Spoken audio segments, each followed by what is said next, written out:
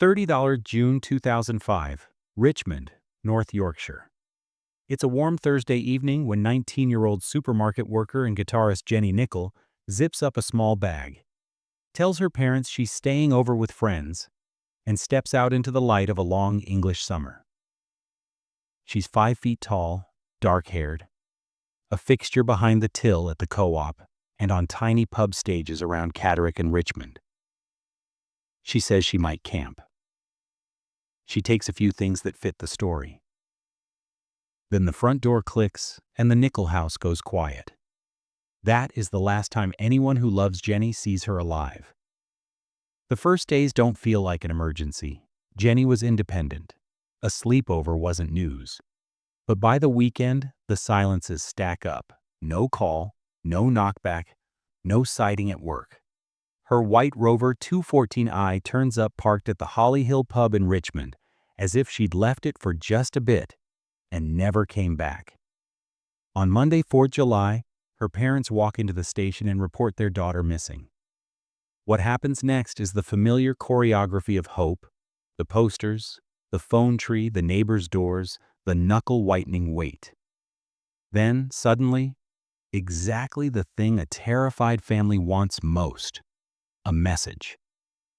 Jenny's mobile pings with texts.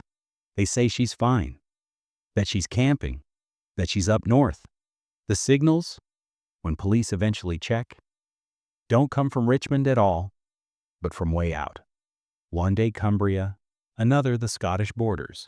Carlisle, Jedburgh, footloose locations that make it sound like an impulsive week under canvas, drifting between friends and fields.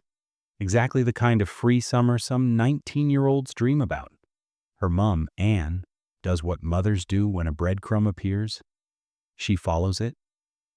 She travels to the places named in the messages, looks for her daughter under skies that don't recognize her, and comes home with more miles than answers, but something about the texts rubs wrong. Not just the geography, the voice. Jenny's writing style had a rhythm. Certain little choices, the way she used pronouns, abbreviations, punctuation, were hers. The new messages read differently, off by half a step. It's the sort of thing families feel before detectives can prove it. North Yorkshire police keep their search broad anyway. Through that strange, wet summer, they pull at every thread. More than 150 locations searched. Farms and woodland, even septic tanks. Soldiers from nearby Catterick garrison slog through the undergrowth shoulder to shoulder with officers. The questionnaires are polite, the drains are not. No body, no scene, no Jenny. That's when a name, already familiar on the edges of Jenny's life, moves to the middle of the board. David Hodgson, 45, married, 2 kids, local. He isn't a fantasy villain out of a film. He's the sort of man everyone in a small town knows of. Pub leagues, sheds, jobs, the comfortable camouflage of ordinary English life. He has known Jenny for years, since she was young enough that the adults around her used the word vulnerable instead of independent. Grooming is what detectives will later call the time that came after. 9 days after Jenny vanished, officers sit him down. He denies everything. Denies abuse, denies any link to her disappearance, says the relationship wasn't what people think it was. He's calm. He's practiced. Then, almost as if in answer to his denial, Jenny's phone bursts into life the very next day with more texts from somewhere else, as if to say, "See, she's out there." The messages keep coming over the following weeks, hopping across the map. One day Carlisle, another Jedburgh. To a family wanting to believe, they are rope ends. To detectives reading them cold, they are a puzzle.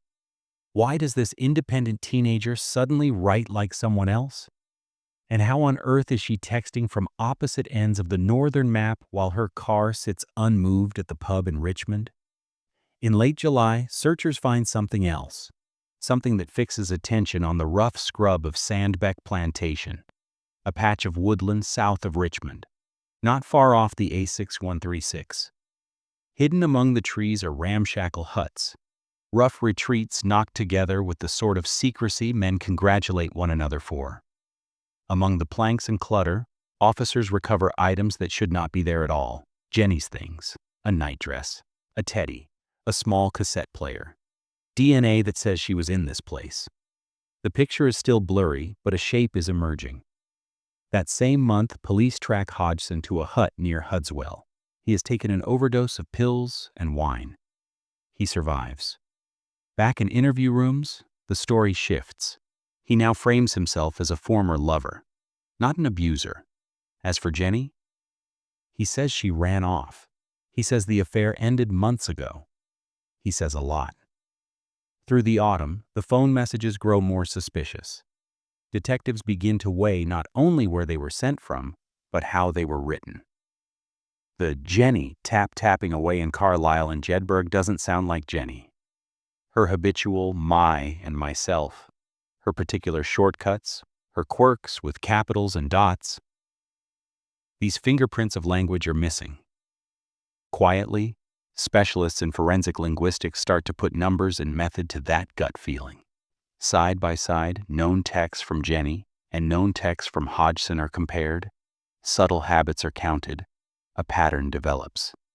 The odds that Jenny wrote the camping messages begin to look very small. There's something else detectives notice. On 2 dates in July, the 9th and the 14th, a man hires a car and drives serious miles. Once the rough distance from Richmond to Carlisle and back. Later, the distance from Richmond to Jedburgh and back. They are not business trips. They are not family visits. They just match the phantom movements of Jenny's phone. And the days match too. Whoever sent those texts did not type them. From a tent, he drove the phone to places that would make a worried mother believe her daughter was alive. He wanted the map to lie for him. By late 2005, the tone inside the incident room has changed. Publicly, police still talk about missing and keep appealing for sightings. Privately, they now say what they can't yet prove in a court. This is not a disappearance. This is a murder with no body. Jenny's mother goes on TV in December, straight-backed on a Crime Watch studio floor, pleading for anything that leads her home. In January, a courtroom hears the first hints of the story in adversarial form. A married father of 2, an intensely jealous man, an affair with a teenager, a sudden triangle that includes someone unthinkable, the man's own elder brother. If true, that jealousy would be jet fuel. If untrue, it is still poison with momentum. Winter turns to spring, spring to another summer. Search teams keep working the fields and water. The plantation keeps its secrets. The phone stays the phone. In May 2007, at nearly 2 years after Jenny told her parents she was staying at a friend's, detectives stop calling it a puzzle and call it what they believe it is. They charge David Hodgson with murder. No body. No crime scene. No confession. Just the cold weight of things that don't add up any other way. A teenager who does not come home. A lover who hires cars on the exact days her phone pretends to be in Cumbria and Scotland. A set of huts deep in a local plantation where she leaves traces among his things. And messages that sound, to trained ears, not like a girl camping, but like a man faking. When the case finally reaches a jury in early 2008, the state will try something both simple and radical. To prove a killing without a body, using language, phones, and miles as the evidence of absence. Before we get there, Sandbeck Plantation doesn't look like a crime scene on a map. It's just a patch of woodland south of Richmond, a screen of trees not far from the A6136 where dog walkers and kids cut paths through the bracken. But when officers pushed into those trees in July 2005, they found the kind of secrecy that grows in small towns, ramshackle huts, scrap timber hideaways, dug in and hidden, the kind of place a man says is just for fishing gear and a brew. and means this is where I'm somebody else. Inside, police started pulling out things that didn't belong to any fisherman: a nightdress, a teddy, a small cassette player. Personal items Jenny's family could identify, tucked among a grown man's clutter. Swabs taken in the gloom came back to the incident room bright with answers, traces that said she'd been there. That put the teenager who'd gone camping, not on some Cumbrian fell or Borders hillside, but in a rough wooden hut within a few miles of her own front door. On paper, David Hodgson had told detectives he never brought Jenny to those huts. He'd denied abuse altogether, then softened it into a relationship when the facts got too heavy. Now the wood told a different story, and the wood wasn't finished talking. When the texts kept coming from Jenny in July, the camping messages that pinged cell towers in Carlisle on one day and Jedburgh 5 days later, detectives began treating each message like a fingerprint. There's what they say, and then there's how they say it. Jenny's friends and family had already felt the wrongness. The new texts clipped words she would spell out, dropped pronouns she usually kept, swapped tone like someone trying an accent they don't quite own. That gut feeling became data. Specialists in forensic linguistics were asked to compare message to message, writer to writer. It's not magic, it's method. Counting the little choices that make your text messages sound like you. Your myself habit, your me, your you, whether you write im or I'm, whether you pepper punctuation or leave it bare. The analysis wasn't presented as a crystal ball, but as a weight on a scale. The Jenny texts sent after June 30th did not look like Jenny. They looked a lot more like David Hodgson. At the same time, detectives were pulling on another thread: miles. On July 9th and July 14th, the exact dates Jenny's phone told her family she was in Carlisle and Jedburgh. Car hire records showed Hodgson had taken a vehicle out and driven serious distances. Roughly the round trip from Richmond to Carlisle, then Richmond to Jedburgh. No birthdays, no funerals, no invoices.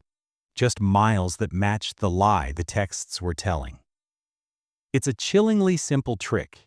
If you're holding a dead girl's phone and you can't risk switching it on near home, you drive it to a different city, turn it on there, send "I'm fine, camping X." Then drive home again. Now the mass data will put your message where you want it, and a mother will go looking there. Meanwhile, the human reasons behind all this were getting uglier. Hodgson was 45, married, the father of 2 daughters who had gone to the same school as Jenny. The court would later hear that he'd known her since she was 14 and steered her into a dependency that he called love and other people call grooming. By 2005, the control that had worked on a schoolgirl wasn't working on a woman of 19. She had started to pull away. Worse, from Hodgson's point of view, she had started spending time with his own brother. Jealousy in a man like that is a solvent. It strips off the nice layers and leaves what's underneath. As detectives mapped Hodgson's life, the huts kept returning as the center of gravity. These weren't one-off boys' dens. They were a network. In Sandbeck Plantation and elsewhere, where, according to the prosecution's theory, he conducted a secret life. Late in July, police found him in another hut near Hudswell, dazed from pills and wine after an overdose. He lived. Back in interview, he reset his story. He admitted a past intimacy with Jenny, but now pushed the idea that she'd gone, that she was the kind of girl to just drift off and leave trouble behind. But the data would not drift with him. The text locations were too neat. The hire car dates matched too precisely. And the words in those texts, the little slips that give a writer away, kept landing closer to Hodgson's way of writing than to Jenny's. Linguistic evidence wasn't the whole case, but it was the thread that stitched the other parts together. The phone didn't just move like Hodgson. It sounded like him too. North Yorkshire police shifted their public tone in November 2005. The inquiry, they said, had become a murder investigation. No body, no crime scene. Just a teenager who didn't come home. a man with a secret network of huts where her belongings turned up, and a phone that suddenly started writing like him from places only he was driving to. In the background, the family tried to keep their world upright. Ann Nickel did what the text nudged her to do. She traveled to the cities named, asked strangers, stapled hope to notice boards. She went on television and looked straight into a camera and asked for her daughter back. The worst part of the staged messages is how they harness a mother's best instincts and ride them until they're empty. By the time the case reached a courtroom in early 2008, the Crown's theory had brushed off its mud and become sharp. Jenny Nickel left her parents' house around 6 p.m. on 30th June 2005 and was never seen again. She had an illegal, secret relationship with David Hodgson, a possessive, jealous married man who had groomed her and kept her close for years. When Jenny tried to move on, including spending time with Hodgson's own brother, Hodgson's jealousy spiked. On the night she disappeared, Hodgson killed her. He hid or disposed of her body in a way that has never been discovered. To buy time and divert suspicion, he took her phone north on 2 separate trips, turned it on in Carlisle and later in Jedburgh, and sent messages designed to make her mother believe she was camping. Those messages did not sound like Jenny but were consistent with Hodgson's writing style. In the huts he denied using with Jenny, officers found Jenny's belongings and traces tying her to the wood and the man who built it. Defense counsel had little to work with beyond denial and doubt. Without a body, they pushed the vacuum. Maybe she ran away. Maybe she was seen later. One of Hodgson's daughters even told the jury she'd seen Jenny alive 2 days after the disappearance. Maybe the police had turned jealousy into murder because they couldn't think of anything else. But maybe is a weak rope against cell sites you can draw on a map, hire car logs with dates you can circle, and a stack of messages that look, statistically, stylistically, like they were tapped out by the wrong pair of thumbs. The jury wasn't being asked to choose between romance and tragedy. They were being asked whether, beyond reasonable doubt, a man who had motive, opportunity, and a history with a teenager had killed her, and then written as her from other towns to keep the lie alive. In the end, the prosecution's case didn't require them to walk into the plantation and find a grave. It asked them to follow the language, the miles, and the huts until the only thing left that fit all 3 was murder. And that is where the law did something rare. It told a story about a death without a body and made it hold. Teesside Crown Court, early 2008. No body, no confession, no crime scene anyone can put a finger on. Yet the prosecution stands up and tells 12 jurors they can still follow a straight line to murder. The Crown's opening is quiet, methodical. It starts simple.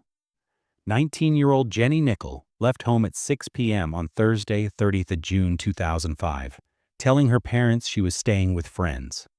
She never came back. Her white Rover was found near the Holly Hill pub. Days later, texts arrived to family and friends saying she was camping, apparently sent from far-flung places. Carlisle one day, Jedburgh another. Police mounted huge searches around Richmond. Nothing. Then the line tightens around a man everyone in Richmond knew of. David Hodgson, 45, married, 2 daughters.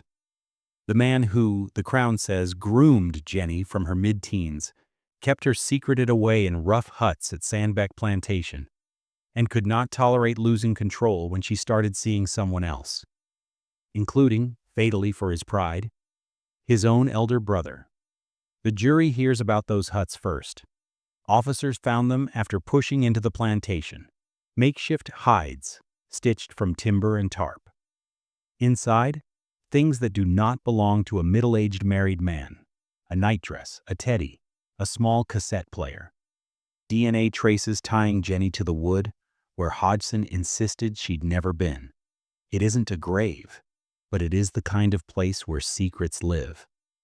Then come the phones and the miles. The jurors are shown simple maps, cell masts in Cumbria and the Scottish borders, timestamps from Jenny's handset on July 9th and July 14th, and alongside those, hire car records for Hodgson on those exact dates, with mileage that looks eerily like Richmond, Carlisle, Richmond. And days later, Richmond, Jedburgh, Richmond. The suggestion is brutal in its simplicity. If you hold a dead girl's phone and you need the network to say she's alive somewhere else, you drive the phone there, switch it on, send "I'm camping," and drive it back. Now the masked data paints a postcard for worried parents. But the case does not hang on maps alone. The Crown brings in a kind of expert most jurors have never heard of, a forensic linguist. He doesn't read tea leaves. He reads texting habits. He explains that the way we write, even in short messages, is a pattern. How often we drop pronouns, whether we type "im" or "I'm", which contractions we favor, what we do with myself versus me, how we punctuate, our pet abbreviations. He shows the panel two piles of messages, Jenny's undisputed earlier texts and David Hodgson's own messages. Then he puts the post-disappearance camping texts beside them. On a screen the jurors can see, even if they don't know the jargon, that Jenny suddenly sounds like someone else.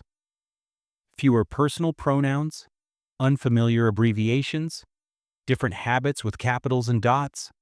Not proof by itself, but a weight added to a scale that already holds Hutt's DNA, hire car miles, and a possessive older man with a motive that burns. Hodgson's barrister does what any defense must in a no-body case. He looks for air to pump into doubt. He reminds the jury, there is no body, no cause of death, no time of death you can set a clock by. He says Jenny was seen alive 2 days later. One of Hodgson's daughters tells the court she spotted Jenny in town. He suggests the Hutts are being turned into something sordid when they're just bolt holes. He says the phone evidence is circumstantial. Masts cover wide areas. Hire car logs don't put a person behind the wheel at a specific mast at a precise second. He needles the linguist. Texting style can shift. People mimic. Friends joke and copy. Are you truly certain style can put a man in the dock? The linguist stays in his lane. He says he cannot tell the court who killed Jenny. He can say that the after messages look much more like David Hodgson's writing than like Jenny's. The point lands not as thunder, but as accumulation. The Crown brings the focus back to motive. The jury hears how Hodgson's control over Jenny had frayed by 2005. How the power dynamic of a mid-40s man and a teenager was cracking now that she had her own will. How the involvement of his elder brother, whether friendship or romance, was petrol on a jealous fire. They don't allege a Baroque plot. They allege a simple sensationalize, a simple, possessive murder on the night she vanished, followed by staged texts to push the police and Jenny's mother away from Richmond. They walk the panel through the summer's two performances on the map. July 9th, Carlisle. July 14th, Jedburgh. Both matching hire car journeys. They remind the jury that on those same days Hodgson wasn't at home. He had the means to take that phone and make it lie. In cross-examination, Hodgson tries to keep a grip on an earlier story. Yes, he knew Jenny. No, it wasn't abuse. It was love. Yes, it ended long before. No, he didn't take her to the Hutts. No, he doesn't know where she is. Yes, he hired cars. For reasons that get hazier the longer the questions go on. The prosecution doesn't need a confession. They just need the jurors to feel the shape of something that fits. The judge keeps counsel pinned to evidence. This isn't a morality play about age and sex. It's a trial about whether, beyond reasonable doubt, David Hodgson killed Jenny and then used her phone to pretend she was alive. The directions on law will be crisp. Murder requires intent to kill or cause really serious harm. You do not need a body if you are sure of death. You may consider the defendant's conduct after the disappearance, staging, misleading, miles. When deciding whether he is responsible. When the speeches end, 12 people go out with folders and paper cups of tea. They have to make a decision most of us hope never to face. Whether to pronounce a teenager dead without ever seeing her, and to name the man who made it so. Deliberations do not take weeks. When the jurors file back in, faces tight, the clerk asks the foreman the single question that matters. Have you reached a verdict upon which you are all agreed? We have. How do you find the defendant, David Hodgson, on the count of murder? Guilty. A sound moves across the public gallery that isn't triumph. It's relief braided with the ache of what's missing. Anne and Brian Nickel hear the word no parent wants, and the word every parent in their position needs. The judge's sentencing remarks set the marker for the law. This was a jealous, controlling man who killed a vulnerable young woman and tried to manipulate her family with staged messages. It is an aggravating feature that he disposed of her body and has refused to say where. Life imprisonment is mandatory for murder. The minimum term before parole is set: 18 years. 18 years is a number with two faces. To the Nichols, it is decades without Jenny. To Hodgson, it is decades to think about a plantation, a phone, and a set of miles he can't drive back from. Outside court, detectives do the thing that never makes headlines. They ask again. If the defendant has any decency left, they say, he will tell Jenny's parents where she lies. He does not. In the years ahead, that refusal will become part of a national conversation. A push to deny parole to killers who keep burial sites secret.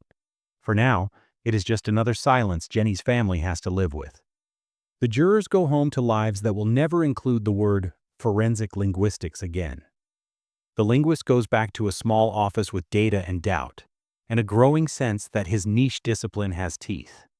And Richmond goes back to being a garrison town where people nod to each other in shops, but where a strip of plantation south of the A6136 will never be just trees again. We'll follow what came after the verdict.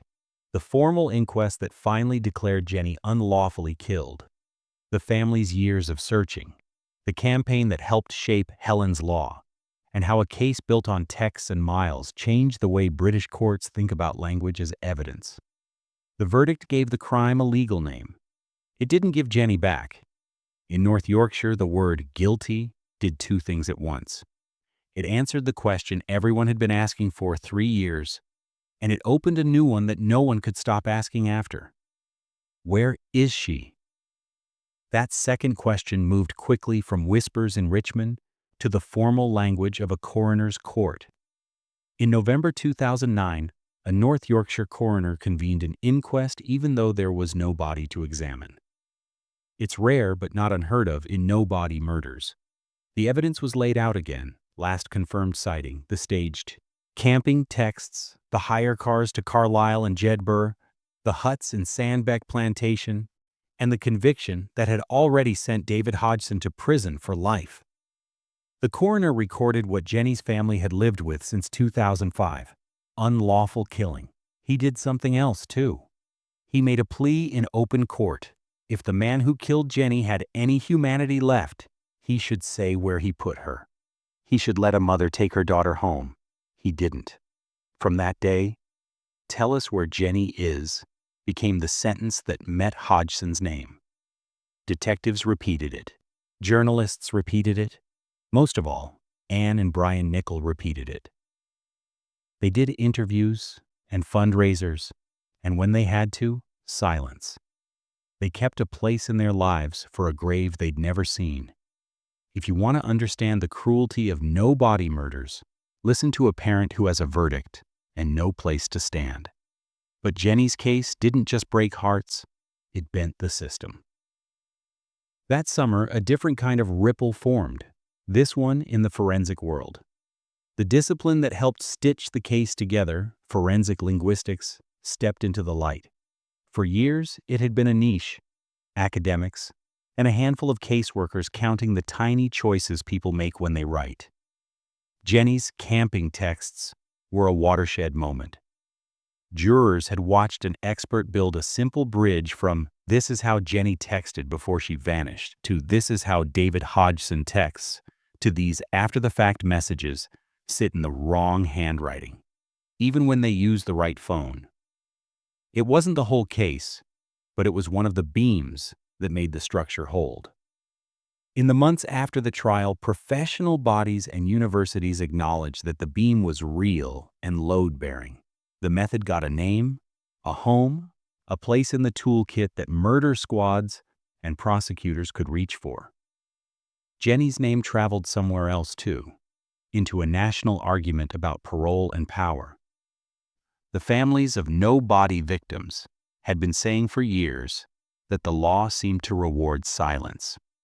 A murderer who kept a burial site secret could sit in front of a parole board, say nothing about where a body lay, and still ask to go home. The power to deny a funeral became a bargaining chip.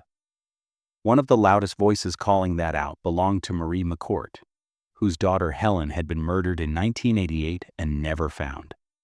Her campaign for a legal change, quickly known as Helen's Law, gathered families behind it, including Anne and Brian Nickel. The reform they asked for was simple. When parole is considered, the murderer's refusal to disclose the location of a victim's remains must be treated as a serious factor against release. In 2020, that change arrived. The Prisoners' Disclosure of Information About Victims Act became law. It didn't create a hard "no body, no parole" rule. Parole boards still have to weigh all the evidence, but it hammered a principle into statute. The cruelty of concealment counts. For families like the Nichols, it didn't draw a map to a grave, but it shifted the balance of power a fraction back to decency. Meanwhile, time did what it always does. Life in Richmond reset along familiar lines: Catterick's routine, the market square, the path by the swale, around an absence that stayed the same size. Police still knocked on doors when a fresher lead flickered. Journalists still called on anniversaries.